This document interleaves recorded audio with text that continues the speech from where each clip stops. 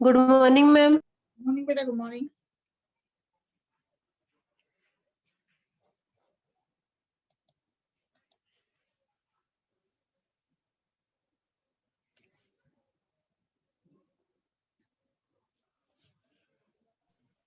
Good morning ma'am. Morning बेटा, good morning Monika बेटा। Good morning ma'am. Morning बेटा, good morning चंदा, गुड मॉर्निंग। प्रिया आ गई अभी। मॉर्निंग मॉर्निंग बेटा, good morning all of you, good morning.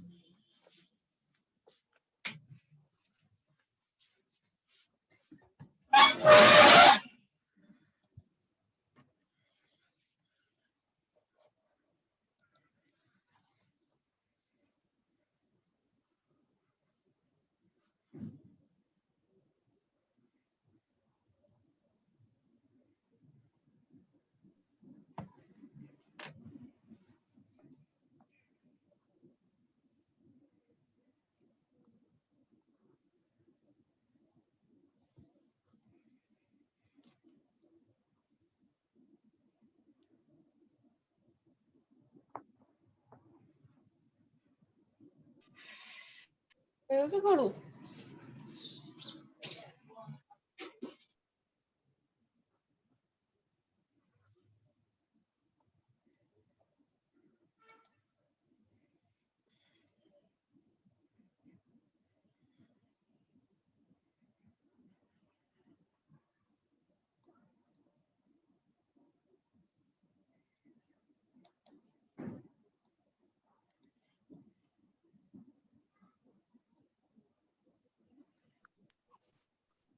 Good morning ma'am.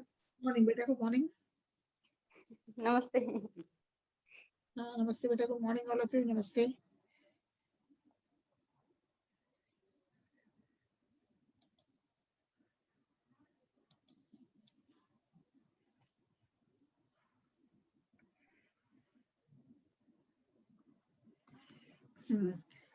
चंदा शर्मा, सीमा चौधरी, मोनिका मीना, कांता, अंशु शर्मा, सुमन Chaudhary, Pinky Chaudhary, Nikita, Mamta Sharma, Sonu Kumari, Anjali Sharma, lovely राज, रेखा Chaudhary.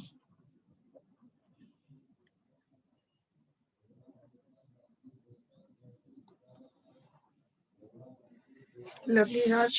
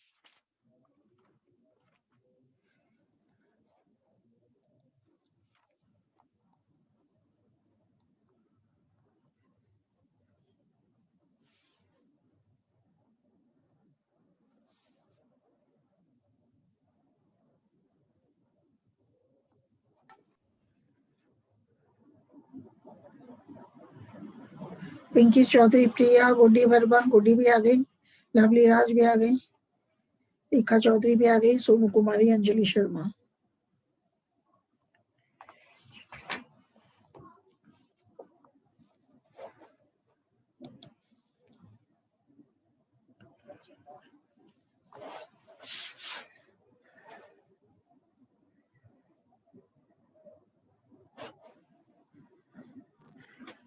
Good morning ma'am. Morning बेटा, good morning Priyanka. Morning बेटा। अच्छा, अपन स्टार्ट करते हैं। Structure of anther and male gametophyte. Chanda Chalawariya भी आ गई। एक मिनट बेटा, चंदा चलावरिया का नाम लिख लेते हैं। चंदा शर्मा तो है, चंदा चलावरिया।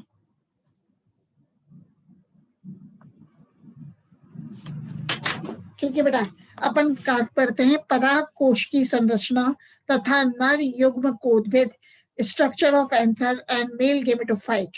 जैसे कि आप सभी लोग जानते हो, आवृत बीजी पुष्प में उपस्थित पुंकेसर स्टेमन नर जनन संरचना अथवा लघु बीजाणुपर्ण को निरूपित करते हैं। मतलब स्टेमन क्या है, पुंकेसर क्या है, नर जनन संरचना है। तो प्रत्येक पुंकेसर के, प्रत्येक स्टेमन के 3 भाग होते हैं। कौन कौन से 3 भाग हैं? परागकोश, एंथर, पूतंतु फिलामेंट तथा योजी कनेक्टिव। तो each stamen has 3 parts. Each stamen has 3 parts: anther, filament and connective. तो लघु बीजाणु या परागकण, पोलन ग्रेन्स, परागकोश एंथर में बनते हैं। मतलब एक परागकोश में, एक एंथर में 2 पालियां होती हैं जो एक दूसरे से योजी कनेक्टिव के द्वारा जुड़ी हुई रहती हैं। तो एक एंथर में बेटा 2 पालियां पाई जाती हैं, 2 लोब्स पाई जाती हैं, और ये 2 पालियां, 2 लोब्स एक दूसरे से योजी के द्वारा, कनेक्टिव के द्वारा जुड़ी हुई रहती हैं, और योजी कनेक्टिव एक बंध है, ऊतक होता है।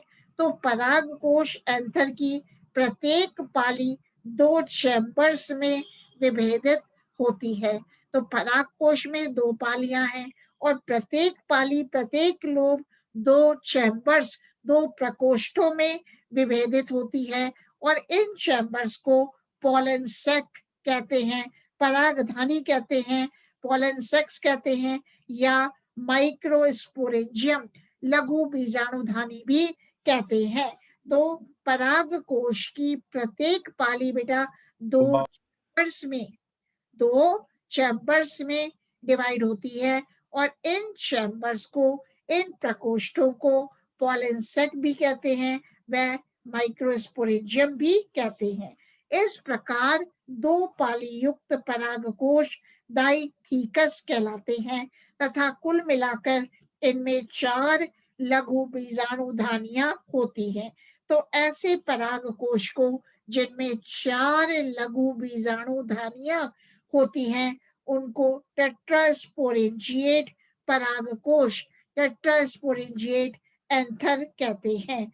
कुछ पौधे जैसे मालवेसी कुल के सदस्यों एवं मोरिंगा के परागकोश में, मोरिंगा के एंथर में, परागकोश में केवल एक ही पाली पाई जाती है। तो ऐसे परागकोशों को मोनोथीकस कहते हैं। मतलब जिन परागकोश में एक ही पाली पाई जाती है, एक ही लोब पाई जाती है, उसको अपन एक कोष्ठीय कहते हैं। इन परागकोशों में, इन एंथर्स में, इन परागकोशों में केवल 2 लघु बीजाणु, गुड मॉर्निंग बेटा, इन परागकोशों में केवल 2 लघु बीजाणुधानियां होती हैं। तो इनको बाइस्पोरेंजिएट पराग प्रकोष्ठ कहते हैं। एक परजीवी, क्या नाम है, एक परजीवी आवृत बीजी पौधे जैसे कि आर्सीथोबियम, आर्सीथोबियम मतलब एक पैरासिटिक एंजियोस्पर्मिक प्लांट है जिसका नाम है आर्सीथोबियम। इसमें परागकोश में केवल एक ही पाली पाई जाती है, अपितु बल्कि उस एक पाली में भी केवल एक ही लघु बीजाणुधानी होती है। मतलब आर्सीथोबियम क्या है, पैरासिटिक एंजियोस्पर्मिक प्लांट है, और इस पैरासिटिक एंजियोस्पर्मिक प्लांट आर्सीथोबियम में परागकोश में, एंथर में एक ही पाली पाई जाती है, एक ही लोब पाई जाती है, और एक पाली में भी केवल एक ही लघु बीजाणुधानी होती है। ठीक है, तो ऐसे परागकोश को मोनोस्पोरेंजिएट कहते हैं। तो सबसे पहले अपन बात करेंगे स्ट्रक्चर ऑफ माइक्रोस्पोरेंजियम, लघु बीजाणुधानी की संरचना कैसी होती है। तो मतलब सबसे पहले बात करते हैं द एंथर वॉल, मतलब एंथर वॉल परागकोश भित्ति। तो परिपक्व परागकोश की भित्ति 4 परतों में विभेदित होती है। ये परतें परिधि से केंद्र की ओर एक निश्चित क्रम में व्यवस्थित रहती हैं। तो anther wall is made up of epidermis, endothecium, middle layer and tapetum, मतलब एक परिपक्व परागकोश की भित्ति 4 परतों में विभेदित होती हैं। और ये भित्ति परतें कौन कौन सी हैं? बाह्य त्वचा, एंडोथीशियम, मिडिल लेयर व टेपिटम। एक मिनट अंजलि शर्मा आ गई, एक मिनट अंजलि शर्मा को एडमिट कर देते। अंजलि शर्मा तो पहले आ गई थी, ठीक है। अभी कौन है? मनीषा शर्मा। मनीषा शर्मा का पायल राजे का लिख लिया, मनीषा शर्मा, ठीक है। अंजलि शर्मा तो हो गई थी कनेक्ट पहले ही, ठीक है। भावना चलसी आई गई, भावना चलसी, ठीक है। अब अपन बात करते हैं एंथर वॉल की कर रहे हैं, तो एपिडर्मिस, तो यह बाह्य त्वचा मतलब एपिडर्मिस परागकोश की, एपिडर्मिस परागकोश की सबसे बाहरी परत है, जिसकी कोशिकाएं अरीय रूप से सुदीर्घित होती हैं। मतलब epidermis is the outermost layer of the anther and the cells of the epidermis are radially elongated, मतलब बाह्य त्वचा एपिडर्मिस परागकोश की सबसे बाहरी परत है, जिसकी कोशिकाएं अरीय रूप से सुदीर्घित होती हैं। परागकोश के विकास के साथ साथ ही एपिडर्मल सेल्स में भी अप्रत्यक्ष विभाजन देखे जा सकते हैं, जो एपिडर्मिस को परागकोश के फैलाव के साथ साथ बनाए रखते हैं। परंतु कुछ जीरोफिलिक प्लांट्स में एपिडर्मल सेल्स के बीच बहुत अधिक खिंचाव पाया जाता है, जिसके कारण कई बार तो ये कई स्थानों से फट जाती हैं। मतलब in some of the xerophilic plants the epidermal cells, वो जो एपिडर्मल सेल्स होती हैं वो बहुत अधिक उनमें खिंचाव पाया जाता है। और जब एपिडर्मल सेल्स में बेटा खिंचाव पाया जाता है, तो ये एपिडर्मल सेल्स कई स्थानों से फट जाती हैं एवं अलग अलग टुकड़ों में बट जाती हैं, ठीक है। अब बात करते हैं एंडोथीशियम, एंडोथीशियम की। तो यह एपिडर्मिस के भीतर उपस्थित भित्ति परत होती है। यह मतलब एंडोथीशियम बाह्य त्वचा के भीतर, एंडोथीशियम एपिडर्मिस के भीतर उपस्थित भित्ति परत होती है। और जब परागकोश प्रस्फुटन के लिए तैयार होते हैं, तो उस समय एंडोथीशियम का विकास सर्वाधिक होता है। तो एंडोथीशियम एक स्तरीय परत होती है। Endothecium is single layered and the cells of the endothelium are elongated.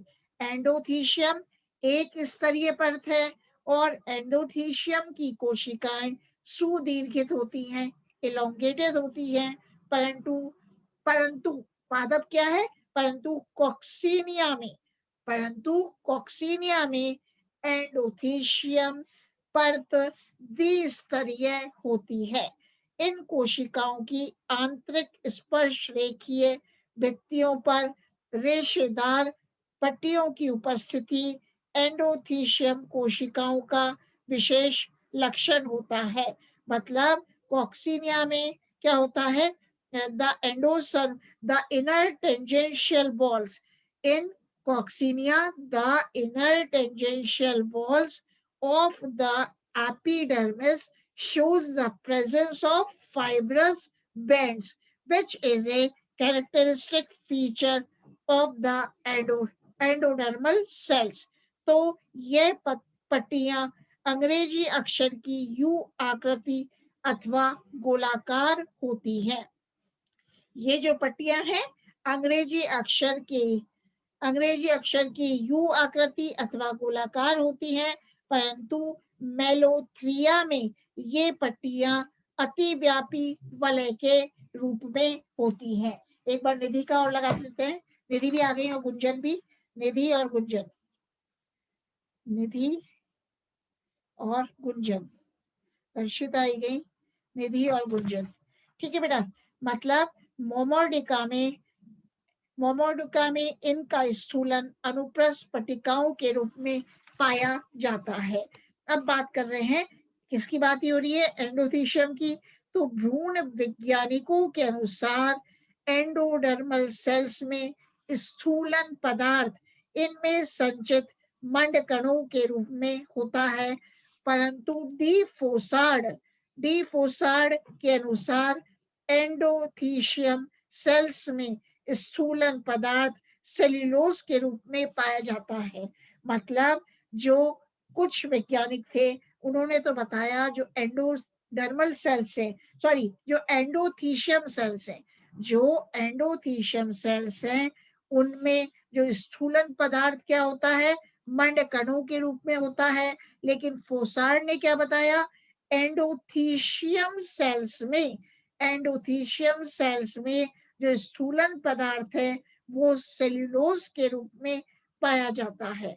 और जिन पराग कोशों में अनुदैर्ध्य स्फुटन होता है वहां प्रत्येक पराग कोश की 2 लघु बीजाणुधानियों की संधि के चारों ओर एंडोथीशियम सेल्स में रेशेदार पट्टियां नहीं पाई जाती हैं। अब एग्जाम्पल लेते हैं, हाइड्रोकैरिडेसी कुल के सदस्यों में एंडोथीशियम परत में रेशेदार पट्टिकाओं का स्थूलन अनुपस्थित होता है। क्या कर रहे हैं बेटा? इन द मेंबर्स और in the plants belonging to the family hydrocharitaceae the endothecium layer shows the absence of fibrous bands। मतलब हाइड्रोकैरिडेसी कुल के जो भी पादप सदस्य हैं उनमें फाइब्रस बैंड्स नहीं पाए जाते। इसके अतिरिक्त क्या है? एनोना, म्यूसा एवं आइपोमिया इत्यादि कुछ पौधों में भी एंडोथीशियम सेल्स में रेशेदार पट्टिका का स्थूलन नहीं पाया जाता है। बेटा, fibrous bands are also absent in the endothecium cells of Annona, Musa and Ipomia, and these fibrous bands are also absent in the endothecium of the plants belonging to the Hydrocaridaceae family। तो अब बात करते हैं मध्य परत की, middle layer की। किसकी बात चल रही है? जो परागकोश भित्ति है उसकी मिडिल लेयर की, मध्य परत की। तो एंडोथीशियम के ठीक नीचे मध्य परत कोशिकाएं 1 से 3 पंक्तियों में व्यवस्थित होती हैं। इन परतों की कोशिकाएं अल्पजीवी होती हैं तथा लघु बीजाणु या पराग मात्र कोशिकाओं पोलन मदर सेल्स के अर्धसूत्री विभाजन पूर्व ही कुचल जाती है। कुछ पौधों जैसे रेननक्यूलस एवं लिलियम में मध्य परत कोशिकाओं की एक अथवा एक से अधिक पंक्तियां नष्ट नहीं होती, ये अनिश्चित काल तक बनी रहती हैं। कुछ पौधे जैसे साइडा में मिडिल लेयर मध्य परत की कोशिकाएं स्टार्च व अन्य खाद्य पदार्थों का संचयन करती हैं जो पराग मात्र कोशिकाओं द्वारा पोषण के लिए प्रयुक्त होते हैं। बेटा, in some of the plants like Sida, the cells of the middle layer of the anther wall, they contain starch and अन्य food materials। अब बात करते हैं टेपिटम की, जैसे पोषोतक। शुभी जोशी भी आई है, 1 मिनट शुभी की लगा देती हूँ। शुभी जोशी भी आई है आज।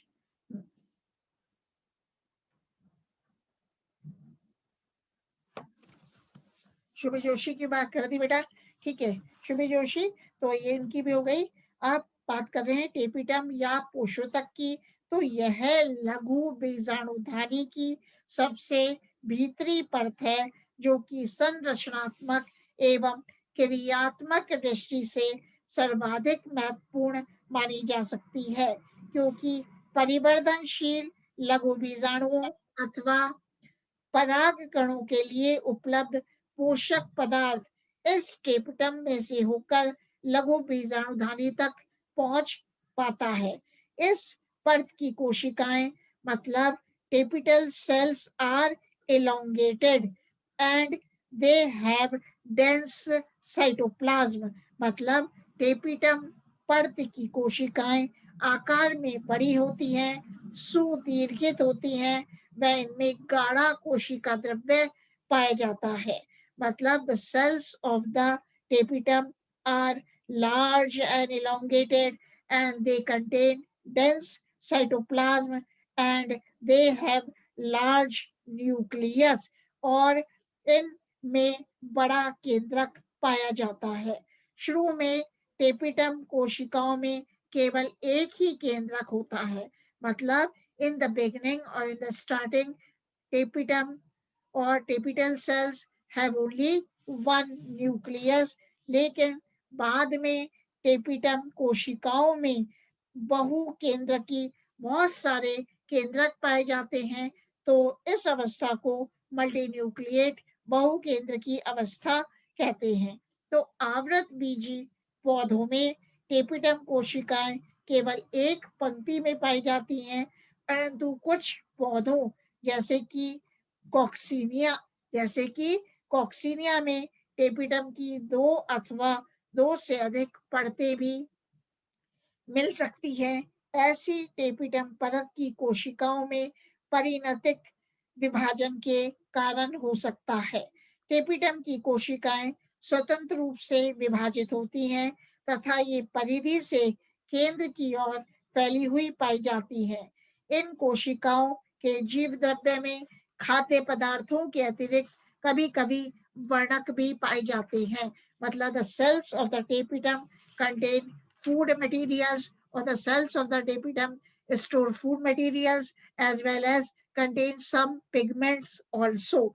जैसे सेब एप्पल की टेपिटम कोशिकाओं में लाल रंग का वर्णक पाया जाता है तथा एनिमोन की टेपिटम कोशिकाओं में बैंगनी रंग के वर्णक पाए जाते हैं। मतलब tapetum cells of apple contain a red colour pigment. ठीक है, अब टेपिटम का विकास प्राथमिक भित्तीय कोशिकाओं से होता है तथा ये समान उत्पत्ति वाली कोशिकाओं द्वारा निर्मित होती है। कुछ प्रजातियों में जैसे कि इलेक्ट्रा थोम्सोनाई में टेपिटम की कोशिकाएं डाइमॉर्फिक होती हैं। Tapetum cells are dimorphic. तो यहाँ पराग कोश के संयोजी ऊतक की ओर उपस्थित टेपिटम सेल्स अन्य कोशिकाओं की तुलना में अधिक बड़ी हो जाती हैं तथा इनका विकास भी संयोजी ऊतक से होता है।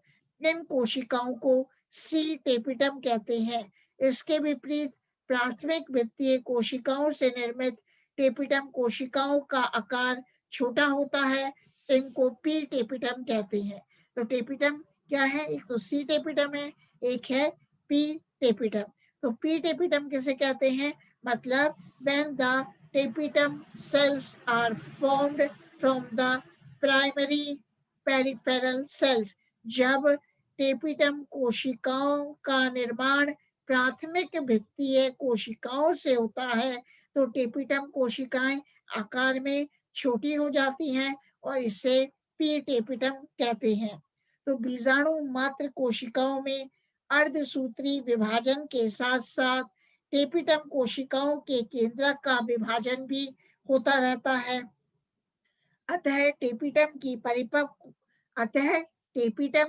परिपक्व कोशिकाओं में एक से अधिक केंद्रक पाए जाते हैं, परंतु ऑर्किडेसी एवं कुकुरबिटेसी कुल के कुछ सदस्यों जैसे कि मेलोथ्रिया में टेपिटम कोशिकाएं सदैव एक केंद्र की होती है। मतलब in the members of the plants belonging to Orchidaceae family and Cucurbitaceae family, for example, Mallothea, the tapetum cells are always uninucleate. ठीक है, अब टाइप्स ऑफ टेपिटम की बात करते हैं। टेपिटम के प्रकार कितने हैं? तो आकृति, संरचना एवं कार्यशैली के आधार पर टेपिटम कोशिकाओं को दो श्रेणियों में विभेदित किया जा सकता है। एक है, पहला है अमीबॉइड और प्लास्मोडियल टेपिटम, अमीबीय या प्लास्मोडियल टेपिटम।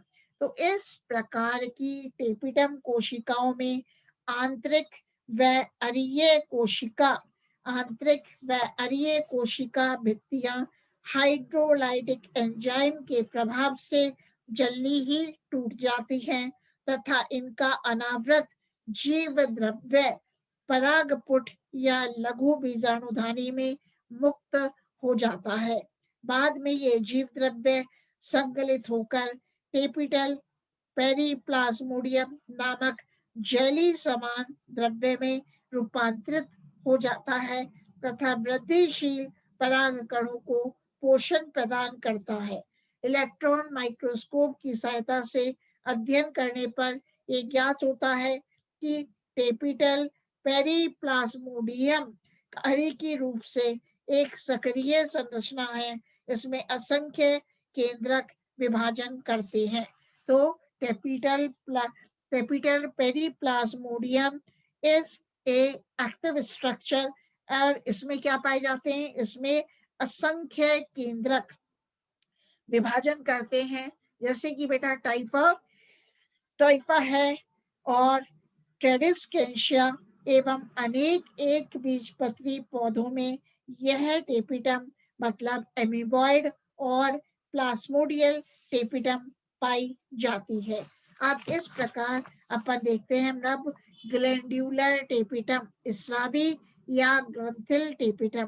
तो ग्लैंड्यूलर टेपिटम की कोशिकाएं अपेक्षाकृत स्थायी प्रकृति की होती हैं तथा पराग कणों का विकास पूर्ण होने तक मध्य परत से जुड़ी रहती हैं और वह अलग नहीं होती। शुरू में ग्लैंड्यूलर टेपिटम की कोशिकाओं में अनेक कोशिकीय उपांग पाए जाते हैं। मतलब in the beginning the cells of the glandular tapetum contain many cell organelles like mitochondria, chloroplast and dictyosomes, ribosomes। मतलब शुरू में तो जो ग्लैंडुलर टेपिटम है उसकी कोशिकाओं में अनेक कोशिकीय उपांग पाए जाते हैं, जैसे कि माइटोकॉन्ड्रिया, लवक, डिक्टियोसोम्स, गोल्गी बॉडीज, राइबोसोम्स एवं कुछ विशेष प्रकार की गोलाकार संरचनाएं भी पाई जाती हैं जिनको प्रोयूबिश पिंड कहते हैं। क्या कहते हैं? जिनको प्रोयूबिश पिंड कहते हैं।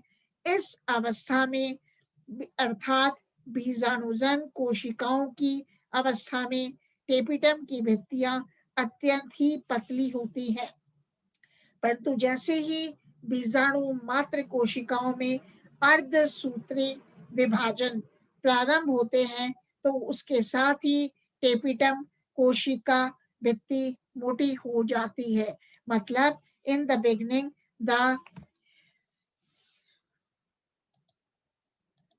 बेटा क्या होता है? शुरू में तो क्या है? टेपिटम शुरू जैसे ही बीजाणु मात्र कोशिका में मतलब जैसे ही बीजाणु मात्र कोशिका में मियोटिक डिवीजन होता है, अर्धसूत्री विभाजन होता है, तो उसके साथ ही टेपिटम कोशिका भित्ति मोटी हो जाती है एवं इनमें राइबोसोम व प्रोयूबिश पिंड की संख्या भी बढ़ जाती है।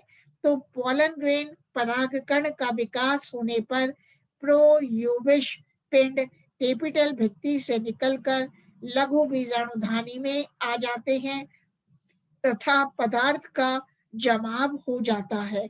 अब इन्हें यूबिश बॉडीज कहते हैं।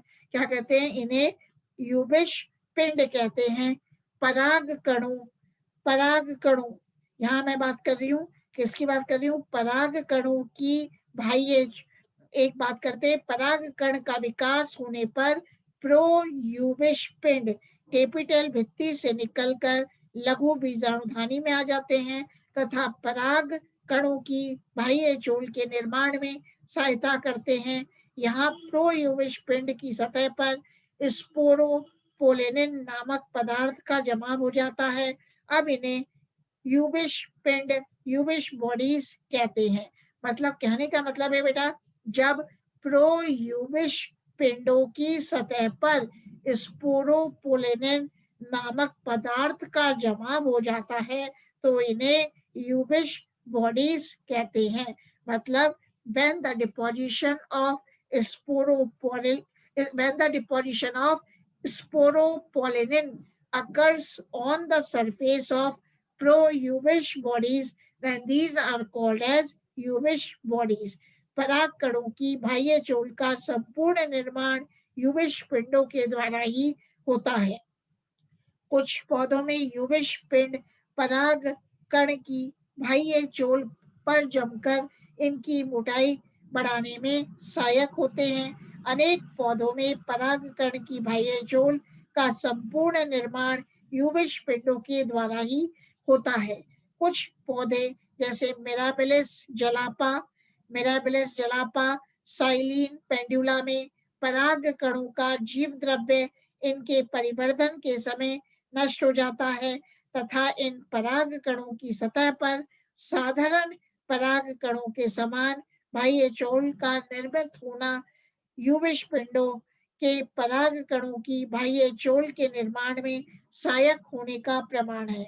अब बात करते हैं टेपिटम कोशिकाओं में डीएनए की मात्रा में अभिवृद्धि। तो दोनों प्रकार की टेपिटम कोशिकाओं का एक सामान्य लक्षण है कि इन कोशिकाओं में अन्य कोशिकाओं की तुलना में डीएनए की अत्यधिक मात्रा का पाया जाना है। अर्धसूत्री विभाजन के प्रारंभ होने के बाद निम्न विधियों द्वारा टेपिटम कोशिकाओं में डीएनए की वृद्धि होती है।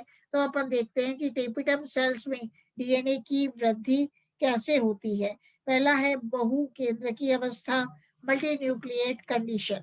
तो इस विधि में टेपिटम कोशिकाओं में उपस्थित केंद्रक में समसूत्री विभाजन होता है। मतलब the nucleus of the tapetum sales undergo mitotic division, परंतु कोशिका द्रव्य विभाजन नहीं होता। मतलब cytoplasm does not divide. Division of cytoplasm does not occur, but the nucleus of the tapetum cells shows or undergoes mitotic division. केंद्रक विभाजन 1, 2, 3 या 4 बार तक होता है, जिसके फलस्वरूप टेपिटम के 2, 4, 8 या 16 मुक्त केंद्रक बन जाते हैं। मतलब टेपिटम में 2 मुक्त केंद्रक भी हो सकते हैं, 4, 8 या 16 फ्री न्यूक्लियाई बन जाते हैं टेपिटम में। तो टेपिटम में बहु केंद्र की अवस्था का उदाहरण है सबसे अच्छा माइम्यूसोप्स। क्या है? माइम्यूसोप्स एलेंगाई। माइम्यूसोप्स स्पेलिंग है MIMUSOPS, माइम्यूसोप्स एलेंगाई, जिसमें कि बहु केंद्र की अवस्था में टेपिटम पाई जाती है। अब बात करते हैं अंतःसूत्री विभाजन मतलब एंडोमाइटोसिस की। तो केंद्रक कला के बिना नष्ट हुए ही गुणसूत्रों के द्विगुणन व डीएनए की मात्रा में वृद्धि को अंतःसूत्री विभाजन कहते हैं। कई मामलों में टेपिटम कोशिकाओं के केंद्रक में गुणसूत्रों का द्विगुणन तथा गुणसूत्रों की क्रोमेटिड का पृथक्करण केंद्रक झिल्ली के अशक्त रहते हुए ही होता है, जिससे केंद्रक बड़ा व बहुगुणित हो जाता है।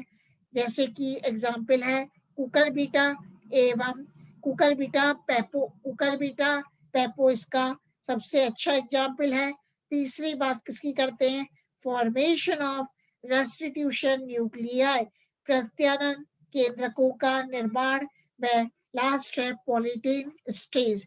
तो कई बार टेपिटम कोशिका के केंद्रक का विभाजन समसूत्री विभाजन के समान ही प्रारंभ होता है, किंतु एनाफेज के दौरान जब गुण सूत्र क्रोमोसोम्स ध्रुवों पर पहुंचते हैं तब इनके चारों ओर अलग अलग केंद्रक झिल्ली बनने के बजाय दोनों ध्रुवों पर उपस्थित समस्त गुणसूत्र एक ही कला के द्वारा परिबद्ध हो जाते हैं। इस कारण एक चतुर्गुणित केंद्रक बन जाता है जिसे रेस्टिट्यूशन न्यूक्लियस कहते हैं। जैसे एग्जाम्पल है लिलियम कैनाडेंस। एग्जाम्पल क्या है इसका? लिलियम